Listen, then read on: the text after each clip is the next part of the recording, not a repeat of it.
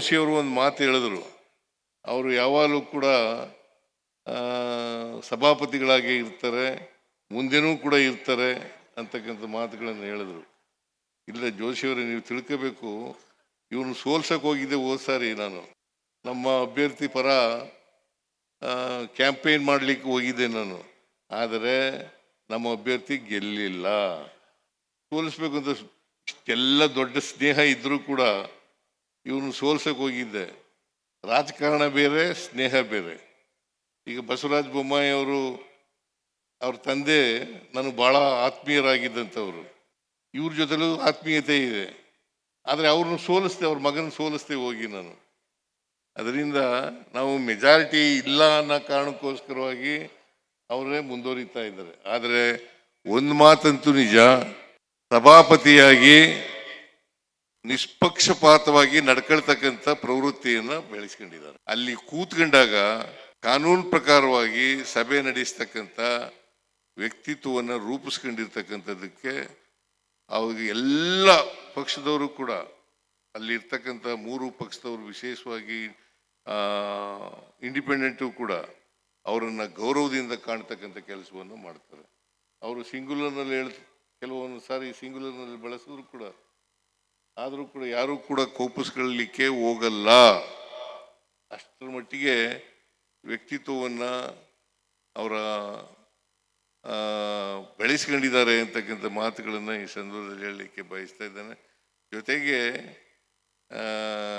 ಅವರ ಅನುಭವ ಇದೆಯಲ್ಲ, ಆ ಅನುಭವದಿಂದ ಮಾರ್ಗದರ್ಶನ ಮಾಡ್ತಕ್ಕಂಥ ಕೆಲಸವನ್ನು ಮಾಡ್ತಾರೆ. ಇಡೀ ಸದನಕ್ಕೆ ಮಾರ್ಗದರ್ಶನ ಮಾಡ್ತಕ್ಕಂಥ ಕೆಲಸವನ್ನು ಮಾಡ್ತಾರೆ. ಸೊ ಅವರು ಒಬ್ಬ ಸಂಸದೀಯ ಪಟು ಕೂಡ ಆಗಿರೋದ್ರಿಂದ ಅವರು ಯಾರಿಗೆ ಎಷ್ಟು ಸಮಯ ಕೊಡಬೇಕು, ಎಷ್ಟು ಒತ್ತು ಕೊಡಬೇಕು, ಅವರು ಯಾವನೇ ಆಗಲಿ, ಯಾವುದೇ ಪಕ್ಷದವರಾಗಲಿ, BJPಯವರಾಗಲಿ, ಕಾಂಗ್ರೆಸ್ನವರಾಗಲಿ, JDSನವರಾಗಲಿ, ಇಂಡಿಪೆಂಡೆಂಟ್ ಆಗಲಿ, ಅವ್ರಿಗೆ ಗದರಿಸಿ ಕುಳ್ಳಿಸ್ತಕ್ಕಂಥ ಕೆಲಸವನ್ನು ಮಾಡ್ತಕ್ಕಂಥದ್ದು. ಬಹುಶಃ ಬೇರೆ ಯಾರು ಸಭಾಪತಿಗಳಾಗಿದ್ದರೆ ಅದನ್ನು ಒಪ್ಕೊಳ್ಳಿಕ್ಕೆ ತಯಾರಿರಲಿಲ್ಲ. ಇವರು ಆ ಕೆಲಸವನ್ನು ಮಾಡ್ತಾರೆ. ಅದನ್ನು ನಾನು ಮುಖ್ಯಮಂತ್ರಿಯಾಗಿ ನೋಡ್ತಾ ಇರ್ತಕ್ಕಂಥದ್ದು. ನನಗೂ ಕೂಡ ಒಳ್ಳೆ ಸ್ನೇಹ, ಭಾಳ ಆತ್ಮೀಯತೆ ನಮ್ಮಿಬ್ಬರಲ್ಲಿ ಇದ್ದರೂ ಕೂಡ ಅಲ್ಲಿ ಸದನದಲ್ಲಿ ಆ ಕುರ್ಚಿ ಮೇಲೆ ಕೂತ್ಕೊಂಡಾಗ, ಸಭಾಪತಿ ಕುರ್ಚಿ ಮೇಲೆ ಕೂತ್ಕೊಂಡಾಗ ಅವರು ನ್ಯಾಯ ಮಾಡ್ತಕ್ಕಂಥ ಕೆಲಸವನ್ನು ಮಾಡ್ತಾರೆ. ನನಗೆ ಸ್ನೇಹ ಇದೆ ಅಂಥೇಳಿ ಹೆಚ್ಚು ಉತ್ತೇಜನ ಕೊಡ್ತಕ್ಕಂಥದ್ದಾಗಲಿ ಅಥವಾ ನನ್ನ ಪರ ಮಾಡ್ತಕ್ಕಂಥದ್ದಾಗಲಿ ಅದು ಯಾವತ್ತೂ ಕೂಡ ಮಾಡಿರ್ತಕ್ಕಂಥದ್ದನ್ನು ನೋಡಿಲ್ಲ, ನೋಡೋದು ಇಲ್ಲ ಅಂತಕ್ಕಂಥ ಮಾತುಗಳನ್ನು ಹೇಳಲಿಕ್ಕೆ ಬಯಸ್ತಾ ಇದ್ದೇನೆ. ಅಷ್ಟರ ಮಟ್ಟಿಗೆ ಸದನ ನಡೆಸ್ತಾರೆ. ಬಹುಶಃ ನಮಗೆ ಮೆಜಾರಿಟಿ ಇಲ್ಲದೆ ಇರೋದ್ರಿಂದ 1 ಓಟ್ ಕಡಿಮೆ ಇದೆ.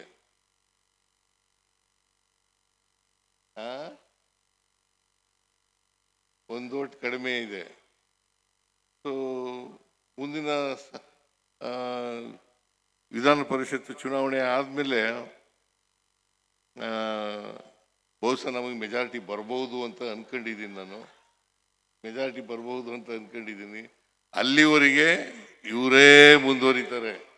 ಪಕ್ಷಾತೀತವಾಗಿ ನಡ್ಕೊಳ್ತಕ್ಕಂಥ ಕೆಲಸವನ್ನು ಮಾಡ್ತಾ ಇರೋದ್ರಿಂದ ಸದನ ಚೆನ್ನಾಗಿ ನಡೀತಾ ಇದೆ. ಎಲ್ಲರೂ ಖುಷಿಯಾಗಿದ್ದಾರೆ, ಎಲ್ಲ ಸದಸ್ಯರು ಖುಷಿಯಾಗಿದ್ದಾರೆ. ಮತ್ತು ಸರ್ಕಾರಕ್ಕೂ ಮುಜುಗರ ಮಾಡ್ತಕ್ಕಂಥ ಕೆಲಸವನ್ನು ಅವ್ರು ಯಾವತ್ತೂ ಕೂಡ ಇವತ್ತಿನವರೆಗೆ ಮಾಡಿಲ್ಲ. ಸರ್ಕಾರಕ್ಕೆ ಮುಜುಗರ ಮಾಡ್ತಕ್ಕಂಥ ಕೆಲಸವನ್ನು ಯಾವತ್ತೂ ಮಾಡಿಲ್ಲ. ಅದರಿಂದ ನಮ್ಮವರೇ, ನಮ್ಮ ಪಕ್ಷಕ್ಕೆ ಸೇರಿದವರೇ ಅಲ್ಲಿ ಸಭಾಪತಿಗಳಾಗಿದ್ದಾರೆ ಅಂತೇಳಿ ನಮಗೆ ಭಾವನೆ ಬರಲಿಕ್ಕೆ ಪ್ರಾರಂಭ ಆಗಿದೆ. ಪಾಪ ನಿಮ್ಮ ಆಸೆ ಇದೆ, ಆದರೆ ರಾಜಕಾರಣ ಅಲ್ಲ. ಅದರಿಂದ ಸ್ನೇಹ ಬೇರೆ, ರಾಜಕಾರಣ ಬೇರೆ. ನೀವು ನಿಮ್ಮ ಪಕ್ಷದಿಂದ ಹೊರಗಡೆ ಬಂದ್ಬಿಟ್ರೆ ಅವ್ರು ಅಲ್ಲೇ ಇರಲಿ. ಈಗಿಲ್ಲ, ಈಗಿಲ್ಲ. ಆದರೆ MLC ಆದದ್ದು ನಿಮ್ಮ ಪಕ್ಷದಿಂದ, ಅದಕ್ಕೆ ನೀವೆಲ್ಲ ಬಂದಿರೋದು. ಅದೇನೇ ಇರಲಿ, ನಿಮ್ಮ ಎಲ್ಲರ ಪ್ರೀತಿ, ವಿಶ್ವಾಸ, ಅಭಿಮಾನ ಇದು ಇರೋದ್ರಿಂದಲೇ 8 ಸಾರಿ ಗೆದ್ದಿರೋದು. ಅದು ವರ್ಲ್ಡ್ ರೆಕಾರ್ಡ್ನಲ್ಲಿ ದಾಖಲಾಗಿದೆ ಅಂತಕ್ಕಂಥ ಮಾತುಗಳನ್ನು ಈ ಸಂದರ್ಭದಲ್ಲಿ ನೆನಪು ಮಾಡ್ಕೊಳ್ತಕ್ಕಂಥ ಕೆಲಸವನ್ನು ಮಾಡ್ತಾ ಇದ್ದೀನಿ. ನಿಮಗೂ ಕೂಡ ಅದು ಗೊತ್ತಾಗಿದೆ ಅಂತೇಳಿ ನನ್ನ ಭಾವನೆ.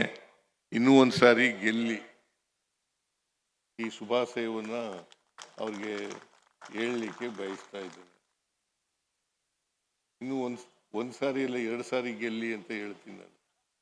ಅವರು ನಮ್ಮ ಪಕ್ಷದಲ್ಲಿ ನಿಂತ್ಕೊಂಡಿದ್ದಾನೆ, ಬೇರೆ ಪಕ್ಷದಿಂದ ಅಭ್ಯರ್ಥಿ ಆದ್ರೆ ನಿಂತ್ಕೊಂಡ್ರೆ ಅವ್ರ ವಿರುದ್ಧ ಕ್ಯಾಂಪೇನ್ ಮಾಡೋದು ಗ್ಯಾರಂಟಿ. ಆದರೂ ವೈಯಕ್ತಿಕವಾಗಿ ಅವ್ರು ಗೆಲ್ಲಿ ಅಂತೇಳಿ ಆಶಯವನ್ನು ವ್ಯಕ್ತ ಮಾಡಲಿಕ್ಕೆ ಬಯಸ್ತಾ ಇದ್ದಾನೆ. ಅವರು ಇನ್ನಷ್ಟು ದಿನ ವಿಧಾನ ಪರಿಷತ್ನಲ್ಲಿ ಇರಲಿ, ಮಾರ್ಗದರ್ಶನ ಮಾಡಲಿ ಅಂತಕ್ಕಂಥ ಮಾತುಗಳನ್ನು ಹೇಳಿ ಇವತ್ತು ನೀವೆಲ್ಲ ದೊಡ್ಡ ಪ್ರಮಾಣದಲ್ಲಿ ಸೇರಿದ್ದೀರಿ. ಅವರಿಗೆ ಅಭಿನಂದನೆಗಳನ್ನು ಸಲ್ಲಿಸಿದ್ದೀರಿ, ಗೌರವವನ್ನು ಸಲ್ಲಿಸಿದ್ದೀರಿ, ಸನ್ಮಾನವನ್ನು ಮಾಡಿದ್ದೀರಿ. ನಿಮ್ಮೆಲ್ಲರಿಗೂ ಕೂಡ ಶುಭಾಶಯಗಳನ್ನು ಹೇಳಿ ಇವತ್ತೆಲ್ಲ ಪಕ್ಷಾತೀತವಾಗಿ ಬಹುಶಃ JDSನವರು ಯಾರು ಬಂದಿದ್ದಾರೆ, ಓಲಿ ಕಾರ್ಯಕರ್ತರು ಬಂದಿದ್ದಾರಾ? ಕೈ ಎತ್ತಾರೆ. ನೀ ಶಂಕರೇಗೌಡ, ನೀ ಯಾವ ಕಾರ್ಯಕರ್ತನಿದೆ?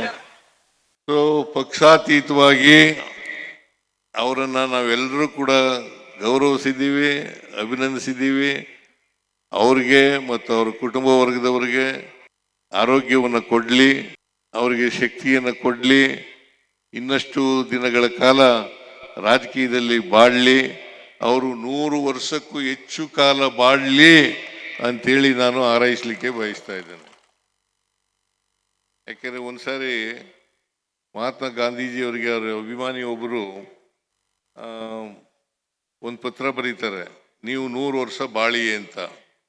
ಅದಕ್ಕೆ ಮಹಾತ್ಮ ಗಾಂಧೀಜಿಯವರು ಉತ್ತರ ಏನು ಕೊಡ್ತಾರೆ ಅಂತಂದರೆ, ನೀನು ಕಡಿಮೆ ಹೇಳ್ಬಿಟ್ಟಿದೀಯಾ, ನಾನು 125 ವರ್ಷ ಬದುಕಬೇಕು ಅಂತ ಅನ್ಕೊಂಡಿದ್ದೀನಿ ಅಂತ ಉತ್ತರ ಕೊಡ್ತಾರೆ.